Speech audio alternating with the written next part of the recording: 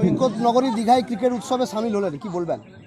এই যে দীঘায় যে বিভিন্ন জায়গায় বিভিন্ন মাঠে মোটামুটি খেলাধুলা সবসময় আয়োজন করে ছেলেরা, তো আজকেই আমাদের এলাকার কিছু যুব ভাইরা যারা এখনও পড়াশুনো করছে তারা সবাই মিলে একটা ক্রিকেট উৎসব বলে দীঘা যুব একাদশ বলে একটা নাম দিয়ে দীঘা ডিএসপি পিএল ক্লাব বলে একটা খেলা আয়োজন করেছে।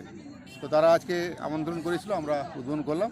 খেলাধুলা তো ভালো, খেলাধুলা শরীরের শারীরিক ও মানসিক বিকাশ ঘটে, তাই এই ছেলেরা একদম যুবক ছেলে, এরা নিজে যেমন খেলে এবং সবাই খেলাধুলা উদ্বুদ্ধ করছে। তো আমি তাদের সাধুবাদ জানাই, তারা ভালো উদ্যোগ নিয়েছে, ভালো খেলাধুলা। কতটা উৎসাহিত তো সবাই হচ্ছে, এত লোক এসছে, এত ছেলেপুলেরা এসছে, সবাই খেলা দেখবে, উৎসাহিত হবে, আরও ভালো খেলতে চাইবে ছেলেমেয়েরা। এলাকাবাসীকে কি বলবেন? আমি এলাকাবাসীকে বলবো সবাই আসো, একটু সহায়তা করুন, এরা যদি আরও বড় টুর্নামেন্ট করতে পারে, আরও ভালো খেলার আয়োজন করতে পারে। এই যে কচিকাজেরা উৎসাহিত হচ্ছে এবং নানাভাবে তারা এই ক্রীড়া প্রতিযোগিতার সঙ্গে যুক্ত হচ্ছে, তো আগামী দিনে কি চিন্তাভাবনা রয়েছে? না, চিন্তাভাবনা ওরা ভালো হবে, ওরা আরও ভালো খেলবে, আমাদের এলাকার নাম উজ্জ্বল করবে, নিজেদের পায়ে নিজে দাঁড়াবে, এটাই তাদের কাছে আমরা কামনা করি। নাম?